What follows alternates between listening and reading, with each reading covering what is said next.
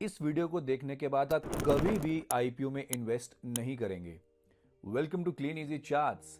आज मैं आपको एक ऐसी आईपीओ स्ट्रैटेजी बताने वाला हूं जिसमें आपकी थॉट प्रोसेस एक म्यूचुअल फंड की थॉट प्रोसेस के साथ बिल्कुल सेम टू सेम हो जाएगी। इतने सारे आईपीओज आ रहे हैं और हमें समझ नहीं आता कि मैं कौन से आईपीओ में पैसा डालूं।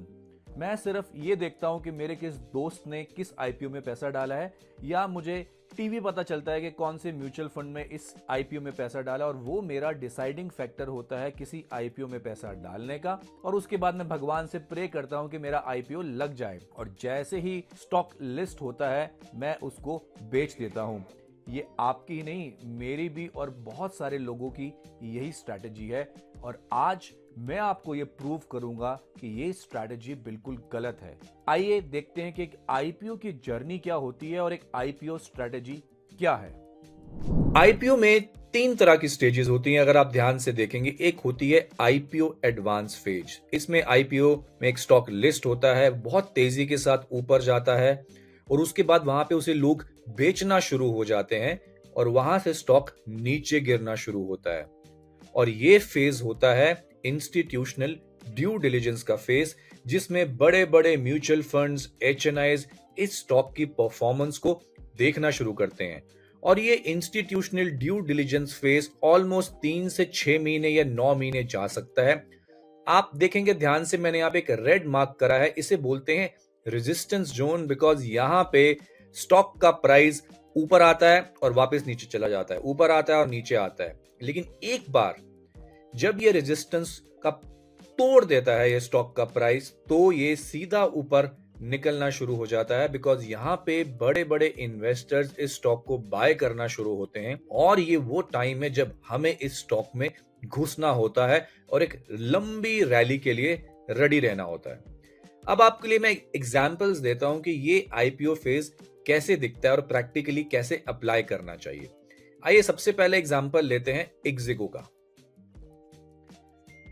इक्जिको स्टॉक एक ट्रैवल एजेंसी कंपनी है। ये स्टॉक यहाँ पे सबसे पहले लिस्ट हुआ और 195 के प्राइस पे ऊपर गया, उसके बाद ये नीचे गिरना शुरू हुआ। आप देखेंगे जब ये स्टॉक नीचे गिरा, इसका वॉल्यूम बहुत ही कम था, लेकिन जैसे ही इसने अपना 195 का प्राइस तोड़ा, वॉल्यूम सडनली बढ़ने शुरू हो गए और यहाँ पे एंटर हुए बड़े बड़े एचएनआईज और म्यूचुअल फंड्स। और ये स्टॉक ने हमें 15 जुलाई से लेके 30 सितंबर तक ऑलमोस्ट 65% का रिटर्न दिया। तो मैं इस स्टॉक में तभी घुसा जब इसने अपना 195 का प्राइस तोड़ दिया और ये सीधा हमारे टारगेट 350 तक चला गया। एक और एग्जांपल लेते हैं विशाल मेगा मार्ट का। ये स्टॉक भी मैंने अपने चैनल में आपको सबको बताया था। विशाल मेगा मार्ट का स्टॉक अपने हाई पे वो 126 रुपए पे गया, उसके बाद ये नीचे गिरना शुरू हुआ। आप देखिए वॉल्यूम कितना ड्राई हो गया। ये वो टाइम है जब विशाल मेगा मार्ट ने अपने रिजल्ट पोस्ट करे और काफी अच्छे रिजल्ट्स थे, और जैसे ही इसने अपना 126 का प्राइस तोड़ा, ये स्टॉक सीधा हमारे टारगेट 157 के पास पहुंचा। अब आप बोलेंगे कि मैं अगर इस स्टॉक को नीचे खरीद लेता तो मुझे और भी ज्यादा प्रॉफिट होता। लेकिन सबसे इंपॉर्टेंट बात समझने की है कि एज अ रिटेलर मुझे ये नहीं पता कि ये स्टॉक कितनी देर तक नीचे रहने वाला है। हो सकता है ये 6 महीने, 9 महीने या 1 साल से ज्यादा रहे। तो मैं अगर नीचे भी पैसा इन्वेस्ट करूंगा तो मेरा पैसा ब्लॉक हो जाएगा। इसीलिए मैं स्टॉक में तभी घुसूंगा जब मुझे मालूम है कि बड़े बड़े लोगों ने ऑलरेडी उसको परख लिया है। आइए एक और स्टॉक देखते हैं जो काफी धमाके के साथ लॉन्च हुआ था और सबने बोला था कि बजाज हाउसिंग फाइनेंस एक बजाज कंपनी का स्टॉक है और ये बहुत ऊपर जाएगा। ये स्टॉक 17 सितंबर को लिस्ट हुआ, सबसे ऊपर गया 187 के प्राइस में। ये आज तक 1 साल से ऊपर हो गया है, ये नीचे ही रह गया है।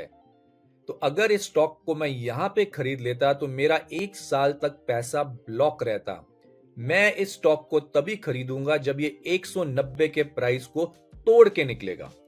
एक स्टॉक जो मैंने अभी अपने चैनल पे आप सबको रेकमेंड किया है, वारी एनर्जीज, लेकिन इसमें भी मैंने आपको आईपीओ स्ट्रैटेजी में यही बताया कि जब तक ये 3800 को तोड़ के ऊपर नहीं बढ़ेगा, और वॉल्यूम धीरे धीरे बिल्डअप नहीं हो, हमें स्टॉक में नहीं घुसना है, क्योंकि जब तक ये उस प्राइस को ब्रेक करके आगे नहीं बढ़ेगा तब तक मुझे मोमेंटम नहीं मिलेगा, तब तक जो हमारी स्ट्रैटेजी है वो काम नहीं करेगी। इस स्टॉक को मैं कभी भी नीचे नहीं खरीदूंगा और अपना पैसा ब्लॉक नहीं करूंगा। ऐसे और भी बहुत सारे एग्जाम्पल्स हैं आईपीओ स्ट्रैटेजी में। अब शायद आपको ये आईपीओ स्ट्रैटेजी समझ आ गई होगी कि हमें स्टॉक में कब घुसना है, जब वो अपना ऑल टाइम हाई को ब्रेक करके आगे बढ़े।